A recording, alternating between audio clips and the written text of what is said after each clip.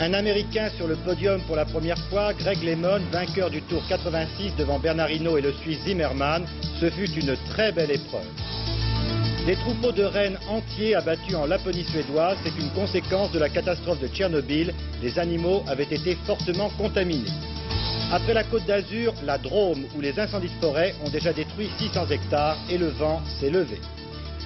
Ce dimanche 27 juillet, cela fait 492 jours de détention pour Marcel Carton et Marcel Fontaine. 431 jours pour Jean-Paul Kaufmann et Michel Seurat, 438 jours. 148 jours pour Aurel Cornéa et Jean-Louis Normandin. Et pour Camille Sontag, 88 jours. Les 7 otages français sont toujours détenus au Liban. Mesdames et messieurs, bonsoir. On nous a dit que les Américains avaient déserté Paris cette année.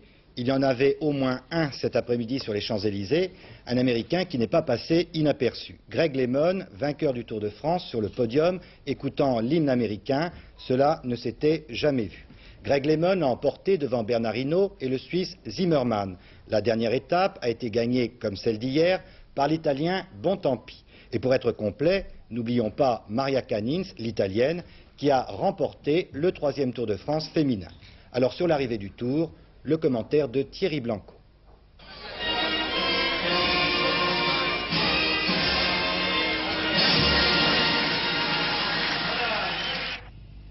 La victoire d'un Américain à Paris, c'est donc la conclusion de ce 73e Tour de France. Et pourtant, ce matin à Cosne-sur-Loire, au départ de cette 23e et dernière étape, Greg LeMond, le maillot jaune, n'était pas trop rassuré, attendant les Champs-Élysées avec une certaine impatience. C'est une course qui est finie et qui est pour moi la plus difficile course de ma vie. Mais pour moi, je suis franchement vraiment content. Et je suis plus content quand je passe la ligne à Champs-Élysées. Mais entre l'arrivée au champ et le petit coup de champ, LeMond connaîtra quelques frayeurs. Encore une gorgée et puis la gorgeuse serrée pour cause de chute collective dans ce peloton qui pédale à plus de 50 km/h vers l'arrivée. Mais LeMond ne sera pas trop gêné par cette chute, s'offrant même le luxe de changer de vélo avant de retrouver le peloton.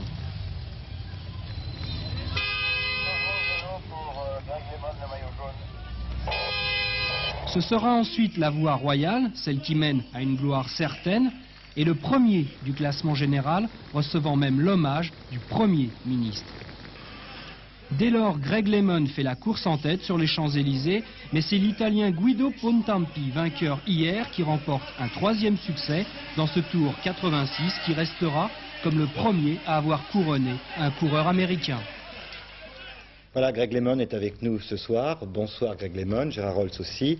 Alors, je ne vais pas nous demander ce que vous pensez puisque vous venez de le dire, mais alors, qu'est-ce qui reste aujourd'hui? Les moments faciles et les moments heureux, si je puis dire, et les moments difficiles de ce Tour de France. Qu'est-ce que ça a été? Je pense que tout le Tour de France était difficile parce que ça roulait très vite et la compétition cette année, je pense que c'est le plus compétitif Tour de France que moi. Moi j'ai fait 3 Tours de France et pour moi c'est le plus difficile. Mais aussi, il y avait un peu certaine tension entre notre équipe, mais une tension parce que il y a 2 coureurs et un s'appelle Bernard Hinault qui a gagné 5 fois le Tour de France. Et je pense qu'il voulait gagner son 6e et moi je voulais gagner mon premier Tour de France. Et on avait pour quelques moments des tensions entre nous, mais je pense que ça a bien réussi pour moi. Il est toujours votre ami? Ah oui, j'ai fait presque toute ma carrière avec lui et je pense pour un champion comme Bernard Hinault, il est le plus généreux que je connais. Je ne pense pas qu'il y a des autres champions comme lui qui fait pareil qu'est-ce qu'elle a fait pour les équipiers, pour l'équipe. C'était un tour triplement historique. D'abord parce que victoire d'un Américain. Ensuite parce qu'un rythme, mais un rythme d'enfer pendant toute la première partie. On se demandait dans quel état ils allaient arriver dans les Pyrénées, dans les Alpes.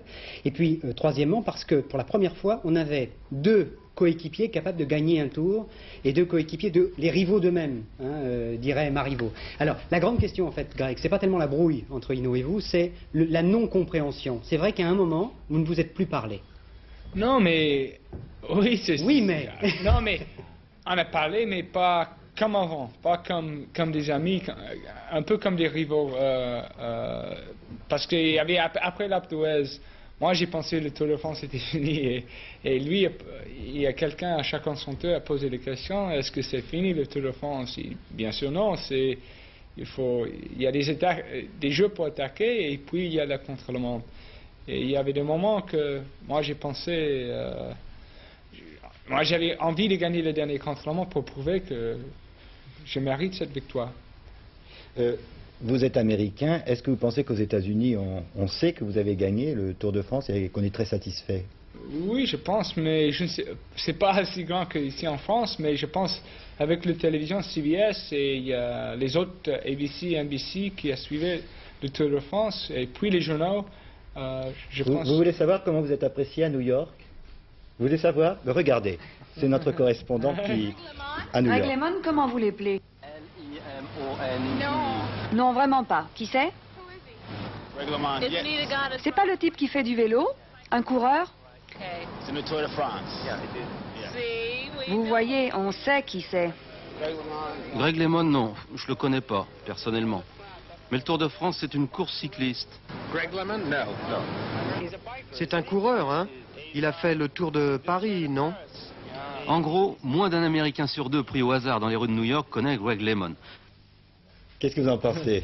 Je pense que c'est normal. C'est comme, quand j'ai gagné le championnat du monde, j'ai pensé que ça va faire une grande chose en Amérique et personne ne savait, mais je pense que, tu sais, l'Amérique, il y a 200 millions de personnes, oui. très très grand, et je pense, même s'il y a que 30 millions de personnes qui me connaissent, c'est déjà bien pour moi. Mais vous allez aller aux États-Unis pour vous faire connaître, maintenant qu'ils vous ont quand même vu à la télévision, puisque vous disiez que CBS a transmis l'épreuve, oui. Pardon? Vous allez aller aux États-Unis Je bientôt? vais jeudi, j'irai jeudi et puis je fais le Tour de Colorado, le course classique, et puis le championnat du monde. Et je pense quand je suis là, je peux dire si je suis connu ou non. Greg, à quoi vous pensez en ce moment? De quoi vous avez envie? De quoi vous avez besoin, là, maintenant? Franchement, j'ai envie de voir ma femme, mon enfant, et de oublier le vélo. Pour une semaine, 2 semaines. J'aime bien le golf. Franchement, j'habite en Californie. Il y a 2 très bons parcours de golf. Et je vais jouer chaque jour le golf et peut-être 1 heure de vélo. Bon, nous avons rendu à Greg LeMond, encore une fois, bravo et merci. Gérard, mais je crois qu'il faut aussi rendre hommage à Bernard Hinault, qui a été vraiment redoutable dans ce tour. Vous l'avez interviewé tout à l'heure. Bernard Hinault. Disons que la plus grande joie que je puisse avoir, c'est que j'ai couru ce tour avec beaucoup de bonheur. Nous avons ramené 10 coureurs, chose qui n'est pas, disons, pour tout le monde n'a pas cette chance. Et puis nous avons réalisé donc premier, deuxième, quatrième. Nous avons gagné toutes par équipe, ce qui prouve que nous avions encore une très très bonne équipe. Alors Bernard, on dit que la prochaine fois que vous remonterez sur un vélo pour courir, ce sera chez vous pour votre 32e anniversaire. Non, je vais quand même courir avant. Je vais aller aux États-Unis faire la course classique, ce qui va me permettre, je crois, d'être présent au championnat du monde. Alors, ces championnats du monde, est-ce que ce sera une façon pour vous de vous retirer avec le panache, avec un titre? Je crois qu'avant tout, il faut participer et on verra à ce moment-là avec quelles conditions physiques on a.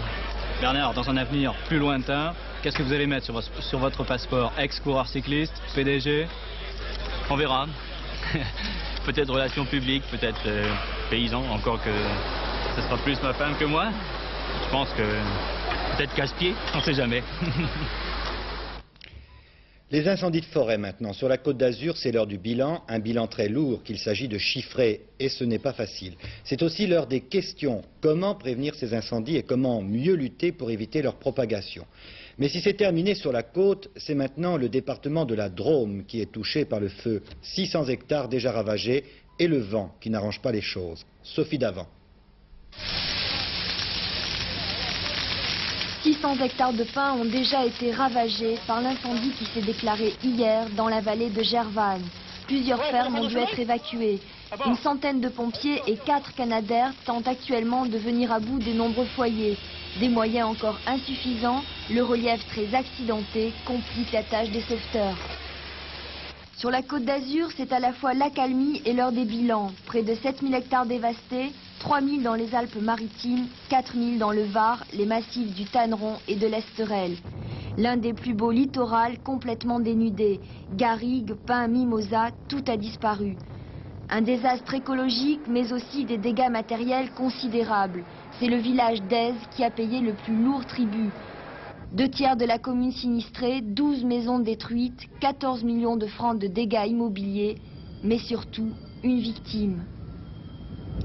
Un bilan lourd, le plus lourd depuis 1979. En 7 mois, 19 000 hectares de forêts et de broussailles ont déjà été détruits. Depuis jeudi, des dizaines de maisons brûlées, plus de 2000 personnes ont été évacuées dans l'arrière-pays niçois. Un premier crédit de 200 000 francs vient d'être débloqué pour venir en aide aux familles sinistrées. Difficile d'estimer le montant des dégâts. On sait d'ores et déjà que la destruction d'un hectare de forêt entretenue coûte environ 40 000 francs. La facture sera lourde.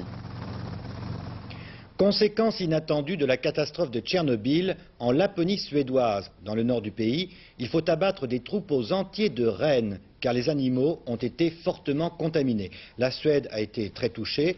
3 mois après la catastrophe, la nature retient des taux d'activité, des taux de radioactivité très élevés. Frédéric Astou. En Suède, l'élevage du renne ne fait plus vivre aujourd'hui qu'une partie de la communauté lapone. Un lapon sur 6 seulement continue d'élever un troupeau dans ces terres dénudées du nord de la Scandinavie. Mais pour les lapons, l'élevage du renne est plus qu'un moyen de subsistance. C'est aussi un héritage culturel, une façon de maintenir leur mode de vie traditionnel. Aussi, la décision des autorités suédoises d'ordonner l'abattage de quelques 100 000 de leurs bêtes durant les 5 prochaines années est vécue ici comme une véritable tragédie. Une décision justifiée par les récents contrôles effectués depuis la catastrophe de Tchernobyl sur la viande de renne. Son taux de radioactivité aurait atteint 2000 becquerels, soit 7 fois plus que la limite prévue pour les aliments. Une fois abattus, les rennes devront d'ailleurs être enfouies à au moins 3 mètres sous terre. En attendant, les lapons suédois s'opposent à cet abattage en masse et réclament à leur gouvernement une indemnité de 1500 francs par renne abattu. C'est en tenue ecclésiastique que le père Laurence Jenko a débarqué tout à l'heure sur l'aéroport de Francfort venant de Damas après sa libération hier par le djihad islamique. L'ancien otage américain a été conduit immédiatement dans un hôpital, le père Jenko ayant été, semble-t-il, assez éprouvé par ses 19 mois de captivité au Liban. Jean-Marc Ilouz. Cette bannière pour lui dire qu'il ne rêve pas, qu'il est vraiment libre. Moins de 24 heures après sa libération surprise au Liban, c'est à bord d'un DC-9 de l'armée américaine que le père Jenko est arrivé cet après-midi à Francfort, après son escale de Damas. Salut ému à l'Amérique qu'il devine là-bas derrière chaque caméra. Prochaine étape, la base américaine de Wiesbaden. Examens médicaux approfondis, mais aussi examens plus discrets avec les services de renseignement américains. Car on ignore toujours les conditions ou les raisons de la libération soudaine du père Jenko par le djihad islamique, si ce n'est le besoin de prouver que le djihad détient bien les autres otages américains, à travers cette cassette donnée au père Jenko et où l'un de ses camarades d'infortune adjure sous la menace le gouvernement américain de négocier. En clair, de céder au chantage et d'obtenir la libération de 17 terroristes emprisonnés au Koweït après un attentat en 1983. Sinon, notre seule libération sera la mort, précise ici l'ancien directeur de la faculté de médecine de Beyrouth. Loin du Liban, au cœur de l'Amérique profonde, sur le perron de leur maisonnette, les parents du père Jenko avaient attendu 553 jours ce premier coup de téléphone.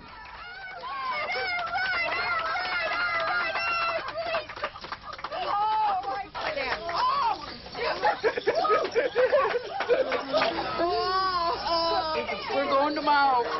I don't know how long. Depends on how well he is.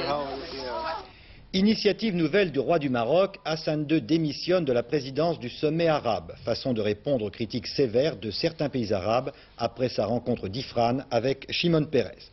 Par ailleurs, le Maroc confirme que M. Shimon Peres, lors du sommet d'Ifrane, avait proposé un plan en 10 points visant à débloquer le processus de paix au Proche-Orient. Margaret Thatcher devait aller en Afrique du Sud à la fin du mois d'août afin d'y rencontrer le président Botha. L'information avait été publiée dans un journal anglais ce matin. Elle est démentie par les services du Premier ministre britannique. La Pologne de tous les jours. Nous vous en parlons rarement parce que nous n'avons pas la possibilité d'y aller souvent. Une équipe d'Antenne 2, conduite par Gérard Rinet et Gilbert Uzan, a obtenu les autorisations officielles pour filmer la Pologne de 1986. Des images permises donc, à travers lesquelles on peut découvrir une réalité quotidienne assez pénible pour les habitants d'un pays qui reste traumatisé par les événements politiques. Nos envoyés spéciaux rapportent une série qui sera diffusée dans nos journaux chaque soir. Alors aujourd'hui, un dimanche en Pologne, qui fait-on, qui voit-on? C'est un beau dimanche d'été, un dimanche ordinaire en Pologne. À la plage, tout près de Gdańsk, Solidarité semble bien loin.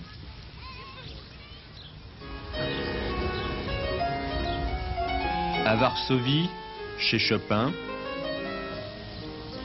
Opus, on pourrait y flâner, on y cherche seulement ce qui manque tous les jours sur l'autre marché, l'officiel.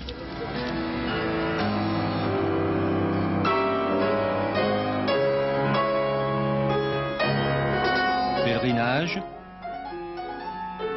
Chopin, c'est la musique nationale. C'est l'âme polonaise.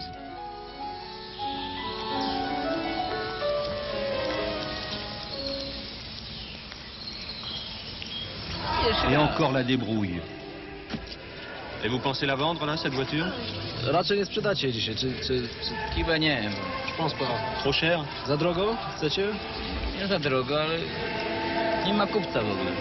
Y a pas d'acheteur, c'est pas parce que c'est trop cher, c'est que je demande. Et pourquoi, selon lui, il n'y a pas d'acheteur? A dlaczego nikt nie chce kupić takiego samochodu? Za drogi opłaty to dla drogi. Parce que l'utilisation est trop chère. N'empêche, on fait la queue même le dimanche pour vendre ou acheter sa voiture au marché noir. Des occasions à prix d'or, mais on n'a guère le choix. Ailleurs, il faut attendre parfois des mois une voiture neuve.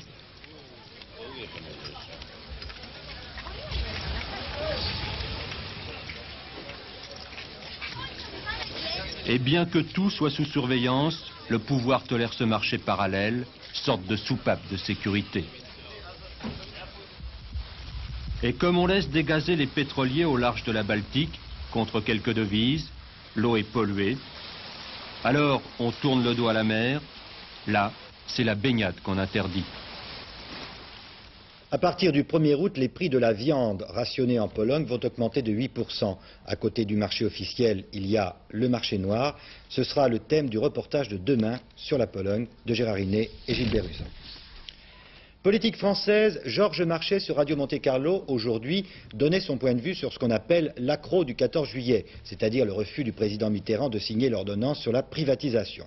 Pour M. Marchais, c'est un coup d'épée dans l'eau, un coup politique inefficace. Si M. Mitterrand avait vraiment voulu s'y opposer, a-t-il dit, il aurait dû partir. Mais le secrétaire général du Parti communiste attend de pied ferme le président de la République lorsqu'on lui présenterait l'ordonnance sur le découpage électoral. Concerne maintenant les découpages électoraux. Ce que nous pensons, nous, c'est que Jacques Chirac aura bien du mal à obtenir la majorité à l'Assemblée nationale. Pourquoi? Parce que ces découpages, c'est évident, vont renvoyer un certain nombre de députés appartenant à la majorité dans leur foyer. Voilà ce que nous pensons. Par conséquent, autant il va être facile à Jacques Chirac d'obtenir une majorité pour ce qui concerne les dénationalisations, autant il sera très difficile pour lui d'obtenir une majorité pour les découpages électoraux. Voilà pourquoi nous disons la non-signature de l'ordonnance sur les découpages électoraux serait de la part du président de la République un acte extrêmement efficace qui mettrait gravement en difficulté le Premier ministre. Un ancien militant du mouvement américain Black Panthers, qui vivait en France, a été reconduit aux États-Unis. Décision du tribunal d'Avignon qui a jugé que sa situation était irrégulière. Le militant, William Holder, avait détourné un avion en 1972 pour obtenir la libération d'Angela Davis. Mystérieux assassinat à Mérieux, près de Maubeuge. Un médecin abattu vendredi soir devant son domicile. Pas de témoins, personne n'a rien entendu et surtout personne ne comprend pourquoi ce meurtre. Le médecin était très apprécié, on ne lui connaissait pas d'ennemis. À Mérieux, c'est la consternation, comme l'ont constaté Agnès Poirier et Noël Alexandre. Le meurtrier l'attendait tranquillement derrière chez lui. Le docteur Van Kessel est tombé vendredi soir dans un véritable guet-apens. Après une journée à son cabinet en ville à Maubeuge, le docteur quitte le restaurant qu'il a acheté avec sa femme. Il est 23 h.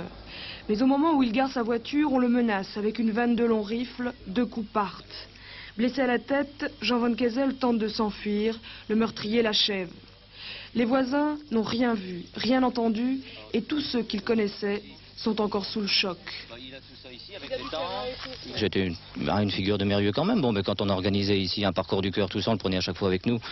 Au cas où il y aurait un petit problème, bon, il n'y avait jamais de problème. Jean, c'était un homme qui était toujours présent.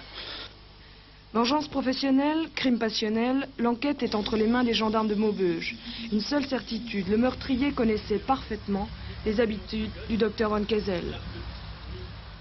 Nous en arrivons maintenant à Stade de deuxième avec la suite des événements sportifs puisque nous avons tout dit sur le Tour de France en ouverture du journal. Alors Gérard Rolls, on commence par le Grand Prix d'Allemagne que je résume, Piquet vainqueur et puis surtout la panne d'essence d'Alain Prost. Oui, vous savez Philippe, c'était jamais amusant de tomber en panne d'essence et de pousser sa voiture. C'est jamais drôle sur la route lorsque ça vous arrive avec votre femme ou votre fiancé, c'est le fameux coup de la panne. Mais alors en plus, quand ça arrive sur un circuit de compétition automobile pendant une course de Formule 1 comptant pour les championnats du monde, là il y a de quoi exploser de colère. Commentaire d'Alain Prost après sa panne d'essence cet après-midi donc sur le circuit d'Hockenheim. J'ai eu un véritable coup au cœur lorsque mon ordinateur de bord m'a montré que j'étais en panne à 100 mètres de la ligne. Victoire donc dans ce Grand Prix du Brésilien Piquet devant Senna et Mansell. Le Britannique Mansell qui fait la bonne affaire. Le résumé, Jean Mamère. Si l'on retient une image de ce Grand Prix d'Allemagne, ce sera sans nul doute celle d'Alain Prost poussant sa voiture en panne d'essence pour tenter de conserver sa 3e place. C'est vraiment pas sérieux. L'autre image sera bien sûr celle du départ, avec la manœuvre de Ayrton Senna, une manœuvre audacieuse et dangereuse, mais réussie. Et puis derrière, l'accident de Johansson, il heurte Alliot et meilleure course, Théo Fabi. Heureusement, ce carambolage ne s'est terminé que par des dégâts matériels, mais le pire aurait aussi bien pu arriver, alors attention, danger. Devant, Piquet, après quelques tours, passe Rosberg pour prendre la tête du Grand Prix d'Allemagne. Il devance alors Rosberg sur McLaren, Prost à 3 secondes lui aussi sur McLaren, Senna sur Lotus Renault est à 7 secondes, puis légèrement distancé déjà, Arnoux sur Ligier Renault et Mansell sur Williams Honda. Un ordre qui ne change pas jusqu'au 2e arrêt au stand de Nelson Piquet. Il repart en 3e position, derrière Rosberg leader et Prost qui l'a alors en point de mire. Il ne tarde pas à passer Alain Prost et à se lancer à la poursuite de Rosberg. 6 tours plus tard, il passe Rosberg à son tour et prend la tête du Grand Prix. La course alors semble terminée. Mais dans le dernier tour, Rosberg rate un virage et perd sa 2e place. Piquet zigzague et tombe en panne d'essence dans le dernier tour. Il parvient cependant au ralenti et sur son élan à emporter ce Grand Prix. Senna, surprenant 2e, a passé Rosberg mais aussi Prost et c'est en panne qu'il franchit la ligne d'arrivée. Quant à Alain Prost, il est en panne sèche totale. Il se fait souffler la 3e place par Nigel Mansell et en terminant 6e, il se trouve relégué à 7 points du Britannique au championnat du monde. Mais pour Prost, rien n'est encore perdu. Senna est toujours là, mais normalement, sur l'ensemble de la fin du championnat, ça devrait être, je pense, une lutte entre les 2 pilotes Williams. Et normalement, je devrais arbitrer le duel. J'espère en tout cas que ça va aller mieux la prochaine course. C'est la guerre Prost-Honda alors? Prost-Honda, oui. J'aimerais bien les battre cette année. Le règlement concernant l'essence, c'est quand même dur, non? Oui, ridicule, disent beaucoup de pilotes qui disent qu'avant tout, c'est un championnat de vitesse. Il faut aller vite, il ne faut pas pousser sa voiture à l'arrivée. Là, c'était vraiment, c'est pas sérieux. Sport mécanique encore, avec dans la Barra Monte Blanco, c'est un rallye raid à travers un désert espagnol, la victoire pour les autos de Da Silva Rigal et pour les motos de Lacroix Terric. En moto, au Japon, aux 8 heures de Suzuka, une épreuve comptant pour le championnat du monde d'endurance, victoire du Français Dominique Sarron, associé à l'Australien Wayne Gartner. Et puis en karting, victoire du Français Yvan Muller, 17 ans, qui est devenu champion d'Europe de karting Formule K, c'est-à-dire les kartings avec 135 cm3 sans boîte de vitesse. Il a gagné, Yvan Muller. En escrime, championnat du monde à Sofia, le fleuret français n'est plus en pointe, rien ne va plus, ni pour les Françaises, ni pour les Français. Aucun escrimeur dans le tableau final du fleuret. hier et aujourd'hui. Victoire finale de l'Italien Borella qui est devenu champion du monde à l'âge de 25 ans. Et puis la boxe, un chaos comme on n'en voit pas souvent. Oui, match poids lourd hier à Glen Falls aux États-Unis entre d'un côté Mike Tyson, l'un des grands espoirs des poids lourds américains, et de l'autre Marvis Frazier, le fils de l'ancien champion du monde. Et il y a eu 30 secondes de combat, c'est-à-dire maxi-box, mais mini-combat, et Tyson a fait le maximum. D'abord un crochet du gauche, et ensuite un court uppercut, d'une précision foudroyante à la pointe du menton de Frazier. Vous allez voir tout ça, ça se passe très très vite, donc je le dis avant. Vous allez voir le crochet. Vous voyez Mike Tyson avec le short noir. Voilà le crochet, l'uppercut, c'est parti. Et c'est surtout terminé pour Marvis Frazier, foudroyant juste à la pointe du menton. Voilà l'uppercut. L'arbitre a préféré arrêter le combat, il n'a même pas compté jusqu'à 10, voilà un deuxième. Et c'est terminé pour Frazier. Mike Tyson, donc le vainqueur, est classé numéro 2 mondial dans la catégorie WBC. Maintenant, du vent dans les voiles, en planche à voile d'abord, le Tour de France. La 4e étape a été remportée aujourd'hui par Robert Nagy. Au classement général, c'est Gilles Calvet qui est en tête donc du classement provisoire du Tour de France en planche à voile. Et puis pour la course du Figaro, là il s'agit de bateau à voile, 3e étape. Eh bien Christophe Auquin sur Normérel, 2e au classement général, est toujours en tête de la course et il a une bonne avance, donc il a pris, disons, une sérieuse option sur la victoire finale. Du tennis maintenant, une rencontre Est-Ouest à l'Est. Oui, à Prague, Coupe de la Fédération, c'est-à-dire, si vous voulez, un peu la Coupe Davis pour les femmes. Il y avait surtout une rencontre que l'on attendait beaucoup aujourd'hui entre Navratilova et Mandlikova, c'est-à-dire la sœur de l'Ouest et la sœur de l'Est. Finalement, les États-Unis ont battu la Tchécoslovaquie, mais pour savoir tout, une seule adresse, Daniel Casal, et son revers, et son coup droit. Les Américaines étaient venues en force à Prague pour cette 25e édition de la Coupe de la Fédération avec tout simplement les 2 meilleures joueuses du monde. Ici, Chris Evert-Lloyd au premier plan. Numéro 2 rencontre la numéro 2 tchécoslovaque Elena Suková, numéro 7 mondiale en jupe foncée. L'Américaine a confirmé sa victoire en quart de finale à Wimbledon sur Suková, non sans que la Tchécoslovaque ne lui oppose une sérieuse résistance en la poussant à chaque set aux avantages de jeu. Première manche, 7-5 pour l'Américaine. Deuxième manche, 7-6, Chris Evert-Lloyd, enlevant le tie-break 7 points à 5. Premier match et premier point pour les Américaines. Deuxième simple très attendu. Anna Mandlikova, première tchécoslovaque, 4e joueuse mondiale, rencontre Martina Navratilova, première joueuse du monde, tchécoslovaque d'origine, à qui le public de Prague n'a absolument pas tenu rigueur d'avoir pris la nationalité américaine. Ce simple, c'était la revanche de la finale de Wimbledon. Là encore, Martina l'a emporté sur la toute jeune mariée Anna Sedlak, née Mandlikova. 7-5-6-1. Menant 2 victoires à 0, les Américaines ont emporté pour le panache le double. Navratilova-Shriver dominant Mandlikova-Suková. Martina Navratilova, qui n'a pas concédé le moindre set pendant cette Coupe de la Fédération, n'a pas manqué son grand retour au pays natal. Oui Philippe, avec un tout dernier télégramme qui me parvient à l'instant, venant de Sofia pour les championnats du monde de fleuret. Nous sommes donc à la pointe de l'actualité, si je puis me permettre.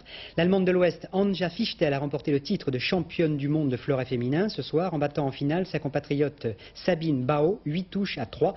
La 3e place est revenue à la soviétique Olga Voshakina. Bravo. N'oubliez pas maintenant le tiercé d'Anguin, dont voici la combinaison gagnante, peut-être l'avez-vous. Elle s'inscrit sur vos écrans.